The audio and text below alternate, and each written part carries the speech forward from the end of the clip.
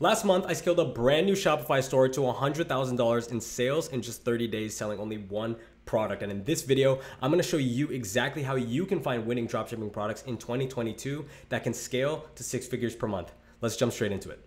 Okay, really quickly before we dive in, it only makes sense to show you guys the store that we scaled to 100K per month.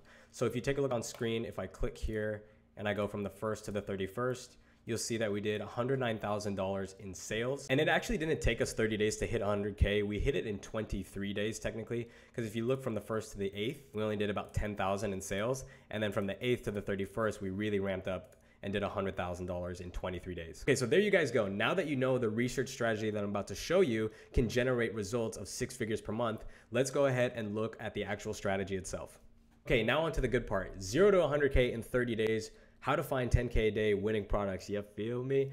So number one, we wanna find products that solve a problem or fill a gap in a market. So you've probably heard this if you've been in dropshipping a lot, always look for problem solving products, but it's a bit more nuanced than that. So products that are clearly defined solutions to problems sell easier because the angle and audience is predetermined for you.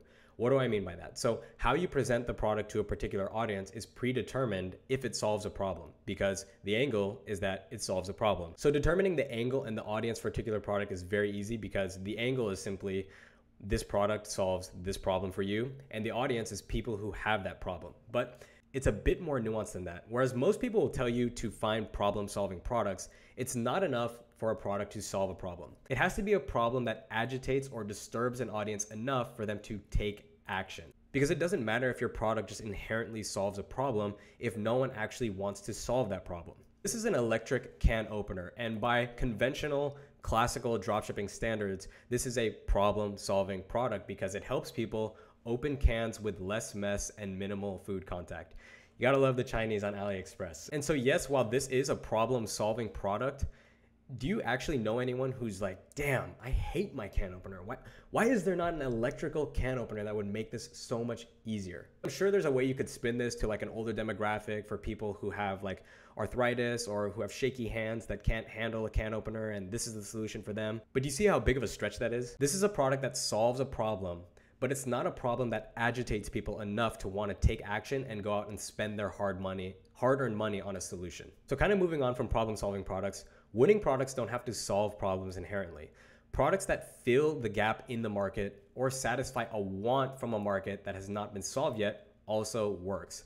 Now, these are products that are not inherently problem-solving in the classical sense, like a posture corrector or an ab stimulator, but the way that they are positioned makes them appear to solve a problem. So let me show you guys a great example of a non-problem solving product that still fills the gap in a market. So this is Ooh La La leggings, and as you can see, they kind of just look like leggings, but right when you land on the landing page, you can tell exactly what the angle is, which is comfort, right? So the story behind this brand is that there was a gap in the market for women who are older than 40 that wanted leggings that weren't uncomfortable. So the way that this brand is positioned is as a solution or to fill that gap in the market. Women 45 plus who want leggings that are comfortable and easy to wear, that's how this product is positioned. So when you go on Jesus, Lord have mercy. When you go on AliExpress and you search for leggings, I mean, they're pretty boring. They don't look to solve a problem. You can see an experienced brand builder and dropshipper will take a product that seemingly doesn't solve a problem, craft an angle around it, identify gaps in the market, and then position their product to fill that gap in the market. And that's exactly what Ooh La La did. Okay, so moving on from step number one, we go on to step number two, which is called validation by competitor analysis. We want to ensure that the product has been proven to sell successfully. Don't reinvent the wheel. This is a classic cliche in dropshipping, but it's very true, especially if you're a beginner, intermediate, if you're below 30K a month. The chances are that you're not skilled or experienced enough to bring a product that hasn't already been validated by someone else to the market. And so what you should focus on doing is finding products that have already been validated in other ways. So here are some ways to do that. Now, paid methods. You don't need paid methods to validate by competitor analysis, but at the same time, they make it that much faster and that much easier to do so. Again, it's not necessary, but I would recommend it. So you can do this by using tools like AdSpy, by finding the ads with the most engagement, with the most shares, with the most comments, because getting engagement on an ad requires money. And there's no reason why your competitors would spend money into ads that are not pulling in profit. So we can use a tool like AdSpy to check on our competitors' ads, measure the level of engagement they're getting as a metric that tells us that the product is selling. Another method that you can do that I haven't seen on YouTube anywhere, place a test order on a competitor's store wait 24 hours, and then place another test order to see how many orders they're doing every day. So this company is called Grizzly Boy, and I was actually spying on their store about 6 months back. And this is one of the stores that I placed a test order on, waited 24 hours, and placed another test order. After taking the difference in order numbers from my last order to my first order, and then multiplying that number by the sale price, I found that they were estimated to be doing about 12K a day selling this fish toy. And what's great about using the test order method is that you're getting legitimate numbers from their Shopify store backend. Because unless they're placing thousands of test orders or draft orders within 24 hours, you can definitely count on those orders to be real. So unlike AdSpy, where you kind of have to say, oh, this ad has a lot of engagement, so they must be spending money, and you're kind of doing a little bit of guesswork, the test order method removes all the guesswork, so you know exactly what kind of numbers your competitors are doing. And so if you can't access any of these paid methods, there's great free methods you can use, which is searching on Facebook for competitors and looking at the engagement on their ads. This is kind of similar to AdSpy, but you just do it on the Facebook platform. And then the second free method I'd recommend is finding products with 1,000+ orders on AliExpress, because you have to remember that AliExpress is actually a huge shopping platform outside North America.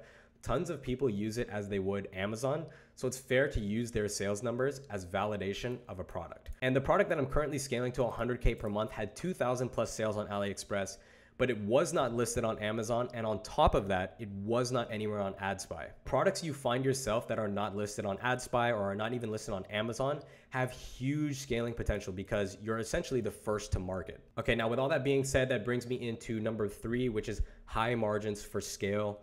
Don't just 3x the product price. We'll get into that in a second here, but essentially when we pick a product, we want to ensure when factoring in all costs such as marketing and shipping that we can make a profit. You can also look at competitors on Google to see how they're pricing.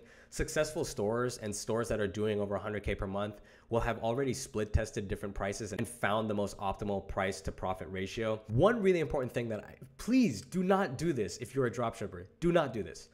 Don't just 3x the product price. Okay, this is terrible advice. This is horrible advice. And I see this in all the other e-commerce YouTubers that I've watched. They always say 3x the product price, 3x the product price. And let me explain why that is a terrible idea. So when you calculate your margins, obviously take into account the cost of goods, the shipping expense, and of course, the CPA, the cost per acquisition, right? When we run ads, let's say we spend $20 on an ad and we get one purchase. That means it costed us $20 to acquire a purchase.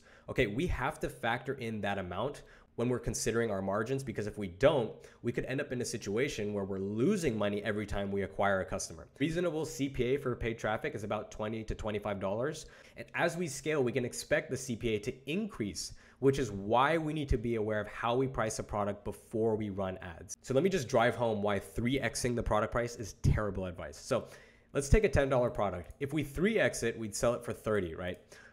That means that every sale leaves us with $20 in profit. But now, if you add in your $20 CPA, remember that example where I said we spent $20 to get a purchase? Well, if we factor that price in, what happens? We're left with $0. The reason why you can't just 3x the product price that you see on AliExpress is because doing that doesn't take into account the cost per acquisition that you're gonna pay when you run paid ads. So if you take anything from this video, please make it this. Always factor in paid traffic, cost per acquisition costs into your pricing. They want to aim for at least 60 to 70% margins. 80 to 90% gross margins are ideal because the higher your margin, the more room you have for scale. As you scale, you can expect your CPA to increase, which is why you need a little bit of room there to scale. So again, this goes back to what I said earlier. Take a look at competitor stores to find out their prices, because successful stores will have split tested prices and landing pages to have found the optimum profitability to price ratio, meaning that successful stores have already tested whether or not selling at $80 or selling at $90 will produce more revenue. Okay, so now that we've covered the 3 criteria that have allowed me to find a winning product that's scaled to over 100K per month, let's go through an example product together so you can see how this works in real time and the mental processes that I go through when I'm searching for products to sell. Let's take an example product. This is purely for example. I would never recommend you guys sell anything like this now because you will definitely get banned on Facebook. But let's just take this as an example product. This is an old winner from 2017, 2018 that's been scaled to 7 and 8 figures multiple times by multiple different sellers. But for the purposes of this example, we're just gonna use it so that I can really drive home everything that I talked about. So let's say we're scrolling through AliExpress, we found this product. Now let's go through the criteria to see if it's actually worth testing. So does it solve a problem or fill the gap in a particular market for a specific audience? The answer, Yes, it solves the problem of sagging skin, excess body fat, and we can reasonably assume, right? You want to make reasonable assumptions at this stage because you don't want to spend too much time before you've even tested the product, right? So just make assumptions here, reasonable assumptions about the market, which is that women who are in their 40s and up who struggle with body fat are the target audience for this product. And not to mention that this is a problem that millions of women want to solve. Remember, you can't pick products that solve trivial problems. These have to be problems that people actively look to solve on their day-to-day lives. Moving on to number 2, is it validated by competitor analysis? The answer is yes. So we use one of our free methods here, which is validating through AliExpress. This product has 564 orders on this particular listing, but if you scroll down, you'll see tons of other listings where this product is selling that add up to over 1,000. So you've got 1,500 units here, 265 here. You've got another 222 here. So this product is definitely selling on AliExpress. So that means it passes the validation by competitor analysis. And on top of that, I was able to find a Facebook ad of someone who's actually running this product actively right now. So this is the exact product that we just found. They're running a really terrible ad for it, but regardless, they're running an ad. They've got decent engagement, 102 likes with 50K views, which is not bad. Regardless, there's demand on AliExpress and someone is actively running this. And so that brings us to number 3. After all expenses, can we price the product to make a profit? The answer is yes. So the product after shipping costs is $22. If we go back here, it's about $22, so $23, give or take. If we price it at $89.99, after we factor in a $30 cost per acquisition, we're left with $42 in profit. The break-even ROAS is a 1.3, which means there's major room for scale. A rule of thumb is that if you can be profitable at 1.5 ROAS, you have a lot of room to scale. So to recap, this product solves a problem for a particular audience. It's validated by competitor analysis. And after all expenses, we can price the product to make a profit. And if it meets all of these criteria, then it's time to test. So I hope you guys enjoyed this quick little example. Again, do not sell anything like this on Facebook. You will get shut down immediately. Anything weight loss, Facebook is very, very strict about. So again, this was purely for example. Don't go out and try to sell this product. So I'm gonna go ahead and leave a copy of this document down below so that you guys can use it while you're looking for products. Product research in 2022 has become a lot more nuanced. You definitely have to put a lot more upfront effort to selecting products than you did in years prior. With that being said, dropshipping competition is at an all-time low, and there's never been a better time to get started with dropshipping. The honest truth is that it's gonna take a lot more upfront work than you might be expecting. All right, well, if you made it to the end, thank you guys so much for watching. I hope you enjoyed this product research tutorial. I never really introduced myself at the start of the video, but my name's Anthony. I've been in e-commerce for the past 3 years. I've done over 7 figures in e-commerce sales, and I was most recently a UCLA Bruin. With everything you've learned today in this video, you should have the necessary skills and criteria to go out and find 100K per month products right now in 2022. This is a brand new channel that I'm starting up, and I intend to put out tons and tons of value-packed dropshipping and e-commerce content for 2022 and beyond. If you got any value out of this video, be sure to like, comment, and subscribe. It really helps the channel, and I greatly appreciate it. With all that being said, you can stop watching this video now. Go out and find some winning products so you can scale to 100K per month in 2022. Again, thank you guys so much for watching, and I will see you in the next video. Peace.